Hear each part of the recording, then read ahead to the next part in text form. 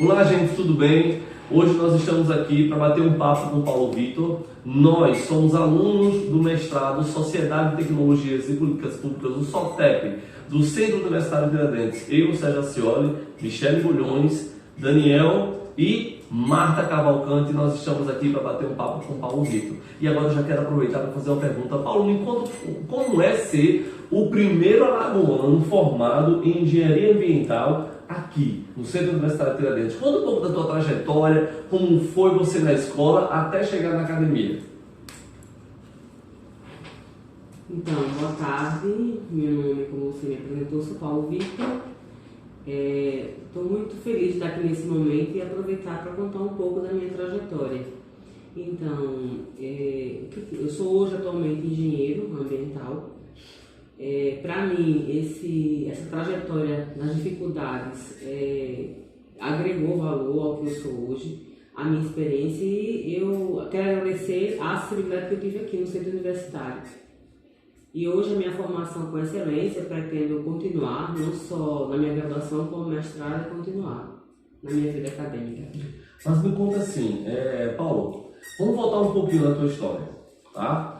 Como você hoje pode conversar para a gente e para os nossos colegas e professores que vão nos assistir já, que já estão nos assistindo, como você vê a adaptabilidade da pessoa surda, da criança surda, da pessoa surda dentro da escola, dentro da academia? Conta um pouquinho da sua vivência dentro dessa comunidade. Então, é verdade, Sérgio. Durante toda a minha história, eu percebi que, desde criança, não existia a tecnologia que existe hoje. A minha mãe, na verdade, ela tinha o básico de Libras, e ela viu aqui na minha infância, tinha uma escola aqui que tinha educação bilíngue, era uma escola particular. Na tecnologia não tinha celular e tinha uma grande influência da organização na época, mas que se chocava com a minha identidade e com a minha língua. Minha primeira língua que é o português, que é Libras, né? A minha segunda língua que é o português. Então existia uma grande influência disso para organizar na época. E foi quando eu, infelizmente, a escola que eu estudava, a CEDAL, ela fechou, mas também houve a lei brasileira de inclusão, e aí houve a intérprete na disciplina, mas assim, eu percebo que a tecnologia não avançou muito. E nos ambientes, não só escolares, mas como fora também. Mas eu percebo que aqui na Unip eu tive um suporte, né, através do núcleo de acessibilidade aqui do NAPES, eu recebi o apoio social e psicopedagógico aqui, mas eu percebo que em outros âmbitos o surdo sofre esse impedimento na falta de comunicação.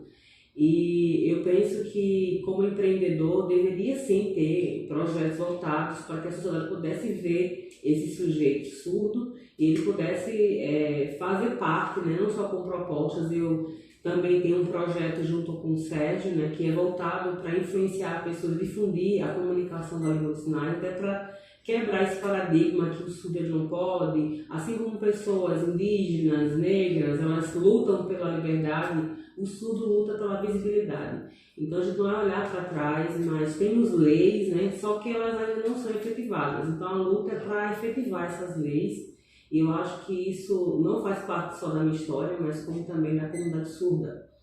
E eu percebo que hoje eu tenho, a partir da minha graduação, hoje eu estou na Secretaria de Meio Ambiente aqui do Estado, e lá eu percebo que eu sou o único surdo e, assim, através da minha experiência, da minha localização dentro da sociedade, eu estou mudando esse paradigma que o surdo ele não pode, né?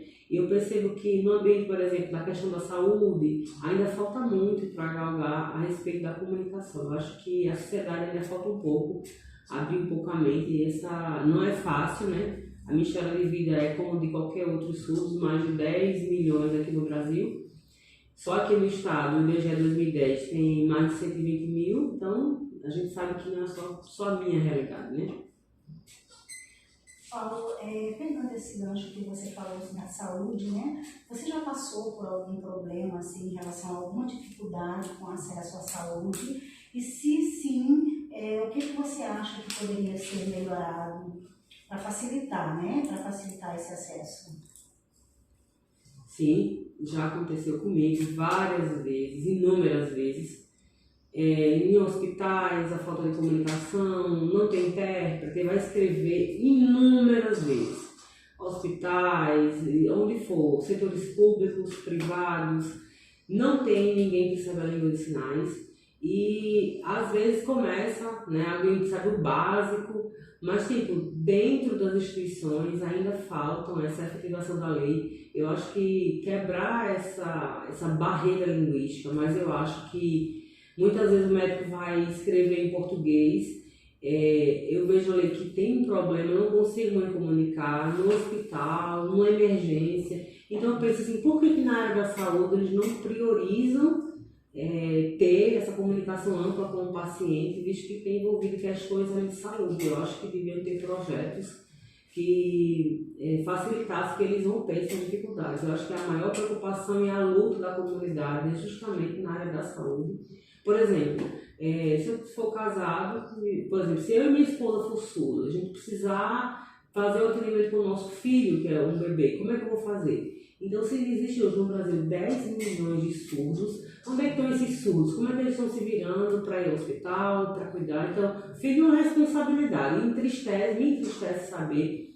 Eu tenho experiência não só própria, mas de outros da comunidade, de como é difícil e complicado, principalmente na questão de saúde. Por exemplo, eu tenho que estar sempre pedindo a minha mãe para interpretar. Eu acho que essa dependência não é boa, né? Eu não tenho autonomia como cidadão para ir buscar o meu direito. Tenho que estar dependendo de alguém. Não posso diretamente para o médico resolver um problema, um assunto particular. Por exemplo, eu fui uma vez, não vou dizer exceção, fui para um posto e aí a atendente sabia.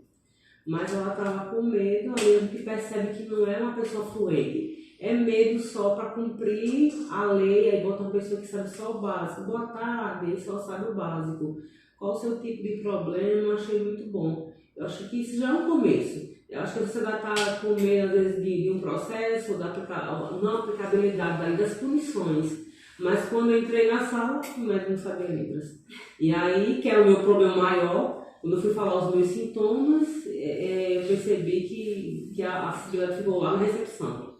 E uma consulta de tanto tempo, mas foi muito difícil, eu não consegui ser entendido. Eu até pensei, meu Deus, eu posso fazer até mais tempo do que, e o médico não está conseguindo, né? Eu percebo lá na frente, eu recebi esse atendimento, e aqui dentro, quando foi falar da resolução dos meus problemas, eu não consegui falar. Então, essa acessibilidade é defeituosa e completa, e entristecedor, na verdade. Então, quando ele adentrou no médico, a intérprete não foi junto?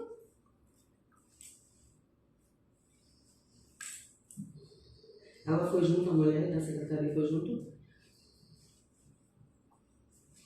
Ela não foi. Ela me deu um papelzinho, eu entrei lá, a gente bota uma etiquetazinha para ver o grau de dificuldade, e eu fui sozinho pro médico. Era só na recepção. E aí tá aí outra, né? Eu ia falar de um assunto particular meu, um problema de saúde, e a pessoa nem conhece, ela ia entrar comigo. Dentro da sala, né? Foi bem complicado mesmo.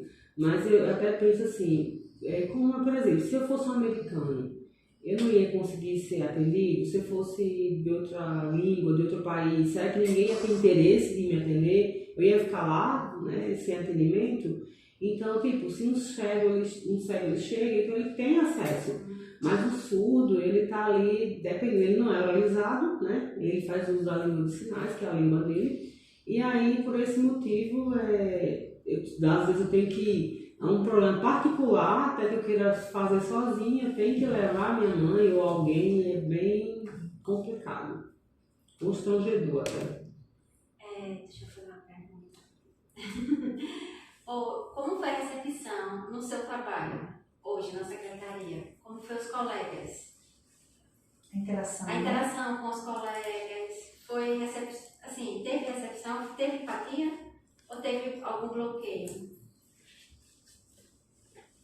Então, quando eu comecei lá, no primeiro dia, todo mundo ficou um pouco assim receoso com a novidade, mas com o passar dos dias, nós fomos fazendo adaptações e o contato, a convivência das pessoas, eu acho que, deixa eu ver, mais ou menos em 5 semanas, mais ou menos, eu tô lá 5 semanas depois, eu comecei a perceber que a pessoa se começa, eles colocaram o alfabeto lá e começaram a dizer, ó, todo mundo vai ficar ali, olha, os estagiários ficaram assim, ó, todo mundo, vamos começar aqui, bom dia. Quando a gente abrir a porta, bom dia.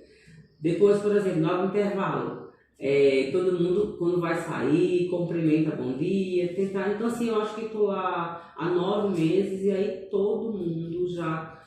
No começo foi difícil, lógico, claro, mas se você deixar a abertura para que esse contato, esse convívio, né, ele aconteça e naturalmente se dá a oportunidade, né, até as pessoas falam assim, olha, Paulo, famoso, mas assim, eu acho que as adaptações e a convivência faz com que isso flua naturalmente, não é a barreira na nossa mente. No começo é lógico, a gente sente que a pessoa fica um pouco receosa, mas isso é facilmente rompido quando você se dá a oportunidade.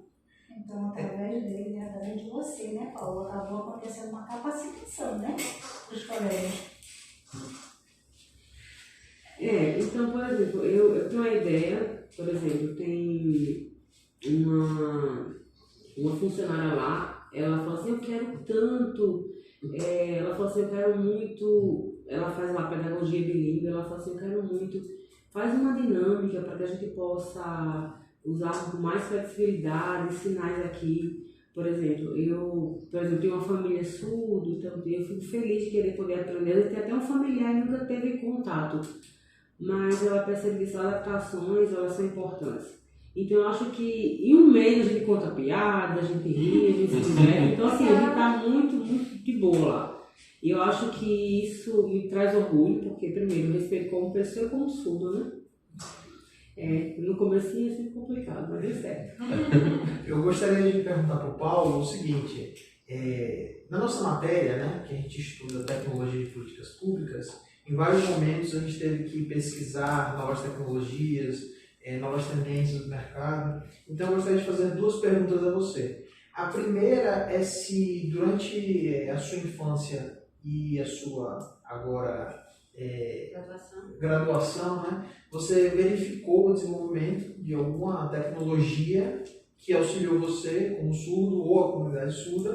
E o segundo é se tem alguma área que você acha que é carente de uma nova tecnologia, uma nova política pública para o auxílio das pessoas surdas.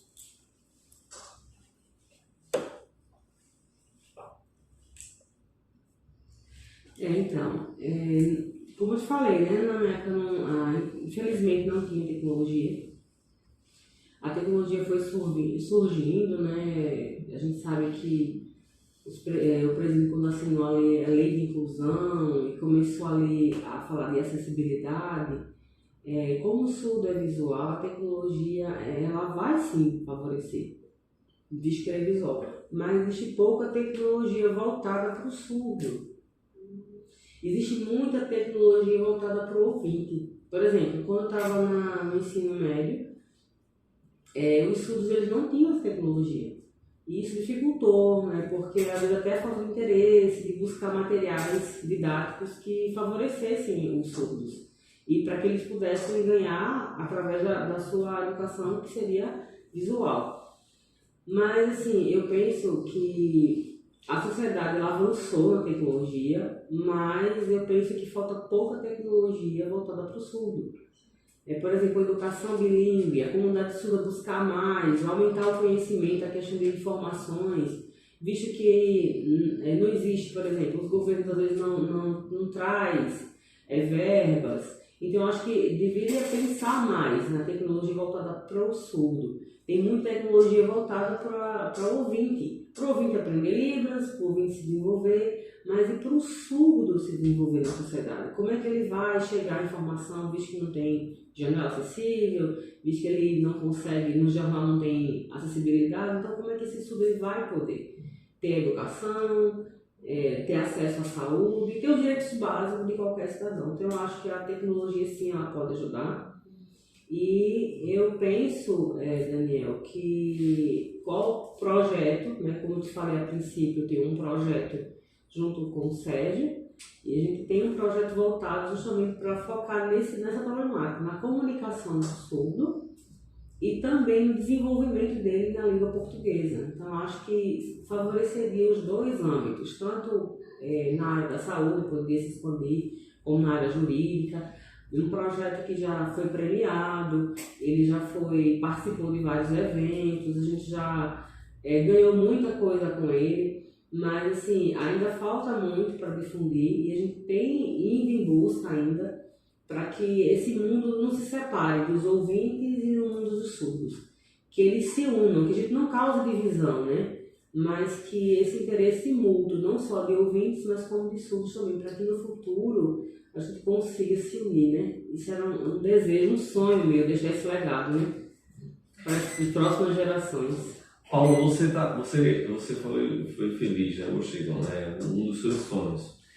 Como eu te conheço há algum tempo, eu sei que você parou a sua faculdade para realizar um sonho. Eu queria que você contasse um pouquinho para a gente que sonho foi esse que fez com que você interrompesse a sua graduação, mas você realizou esse sonho e você voltou para a faculdade para realizar. Isso é uma pergunta. E uma segunda pergunta, tá? Eu queria saber assim, qual que seria o seu próximo sonho enquanto profissional? Então, desde criança, eu sempre, acho que eu tinha 3 anos, quando a minha mãe falou assim, Paulo, não tinha tratamento aqui, eu tinha que ir para São Paulo, Bauru, na verdade, e a primeira vez, acho que não era o aeroporto que tinha hoje, né, era mais antigo, então a gente já via aquele tremor do motor do avião, eu tinha 3 aninhos, quando eu vi aquele motor chegando perto de mim, que eu sentia aquela vibração, pra mim foi como se meu coração tivesse sido tocado. Pronto, ali eu pensei, gente, é como se fosse um dom. Eu disse, é isso que eu quero pra mim. Na verdade, eu não escutei, mas eu senti aquele impacto e aquilo significava. Minha mãe, eu sempre brincava, eu tinha mais ou menos 13 anos, quando a minha mãe comprar um simulador de voos, e a minha mãe falou assim, você vai ter que fazer faculdade. Eu falei, vou estudar engenharia, tranquei no 3º semestre e fui embora para Recife. E a minha mãe disse tudo bem, ela me colocou lá, fiquei sozinha durante 5 meses, e eu fui para Recife e lá eu consegui passar um período, eu fui para um curso para ser piloto privado de avião. Para mim foi a realização do sonho, a priori eu fiquei 4 meses lá estudando a parte teórica. E depois, às vezes as pessoas perguntavam, como é que você, um surdo, vai ser piloto? Só tinha aí, eu ficava o tempo todo explicando. Toda hora explicando como é que eu ia ser. E as aeromoças vinham, as meninas, oi, pro meu lado, já sabiam os sinais, aí já me aproveitavam, né? Boa noite e tal. E os pilotos, rapaz, e aí, vamos dar com pau, que é para as meninas não papel dele. Mas assim, tirando a brincadeira, a gente sabia que elas já estavam à frente, né? Elas já estavam à frente no quesito de comunicação, né? Porque faz parte da profissão delas serem comunicadoras. E chega o grande dia, depois de passados 4 meses, eu falei, pronto, agora vai ser o dia, fiquei ansioso, não consegui dormir. O dia que a gente foi para a pista de pouso, né? A gente foi decolar, que é a nossa prova prática. Para mim, eu fiquei muito emocionada quando eu cheguei lá no Aeroclube. E aí tava a turma, o meu era o último, o professor falou, você vai ser o primeiro. Pô, minha perna tremeu, de verdade. Quando eu sentei, gente, que emoção. Quando eu sentei lá, eu falei assim, hoje é a realização do meu sonho. Então, meu professor falou assim, ó, ele não amansava pro meu lado, falava assim, qual é a tua vez? E aí eu organizei, verifiquei o que tinha que verificar, eu tentava lembrar do que eu tinha em mente. E aí ele ligou o motor e a gente saiu, né? E que maravilha, foi emocionante. Para mim, essa primeira volta, quando eu consegui, decolou, que já estava assim, agora é com você, Paulo. Eu falei, comigo, tô fudido. Agora que ele está aqui em cima, ele disse, é com você. Eu falei assim, gente, quando eu vi lá embaixo, ele falou assim, tá vendo ali, você vai passar por aquele lago e depois você vai pousar. Estavam mais de 150 mil pés. Então, pense que emoção. E a gente ficou, um percurso demorou mais ou menos 1 hora. E a gente sabia que tinha as aves, né, que a gente tinha que desviar. A gente tem todo um treinamento antes. E aquilo ali para mim foi um momento específico, especial para mim. Ele falou, agora você vai pousar. Você vai ter que pousar, fazer um pouso. Nesse momento eu falei assim, me elogiou, que o seu pouso foi perfeito. Você tirou a maior nota, tirou 10. Os meus amigos, eu agradeci a Deus primeiramente, né? Fui ligar para minha mãe, aí eu liguei para minha mãe, passei e tirei 10. A minha mãe ficou feliz da vida, eu não falei, mãe. Então, assim, muita gente não acreditava que eu pudesse conseguir e hoje, né, eu pude vencer. A minha mãe chorou e disse, não, eu tô aqui para provar que eu posso tudo que eu quiser. E para mim, quando eu voltei para cá, para a universidade, para concluir minha graduação, porque eu tinha comprometido a minha mãe que ia voltar. E quanto à continuidade dos meus sonhos, eu quero fazer piloto comercial, ter mais horas de voos. Também o meu sonho é dar continuidade à minha vida acadêmica, né? Eu ainda tenho muito a conquistar, influência de Sérgio também. E tem o meu projeto que eu quero tocar também, que é dar continuidade para deixar esse legado de contribuição minha, né? Para a sociedade, tanto ouvir como surda. Como parte do projeto, ele pensa em como a gente faz, né, mestrado em políticas públicas, ele não pensa em entrar nessa área de políticas públicas para ter mais bom, né? abrangência, até no sonho dele, do legado dele que ele quer deixar, teria mais visibilidade no que ele deseja fazer, né? Sim, é uma grande oportunidade, eu tenho interesse sim, porque além de deixar o meu legado, eu acho que vamos quebrar esse conceito que somos diferentes. E somos iguais na sua especificidade, mas eu acho que o Brasil ele precisa mudar o seu modo de encarar a pessoa com deficiência, de que ela não pode nada. Eu acho que eu sou exemplo de que a mudança ela pode existir se for dada oportunidades iguais. Eu acho que o meu projeto é esse o intuito, é dar oportunidades iguais, equidade e qualidade para que a pessoa com deficiência seja surda, no meu caso, ela possa conquistar tudo que ela quiser. Eu acho que ela ter oportunidades iguais, e eu acho que isso está dentro da lei. Eu acho que aplica muito, e eu acredito que a sociedade vai se beneficiar e também os surdos. Eu acredito que o meu legado ele vai criar força no meu projeto, eu confio sim. O meu objetivo é dar continuidade sim, por que não? Um mestrado em políticas públicas, né? Seria Ingressar na área pública também. Sim. É isso.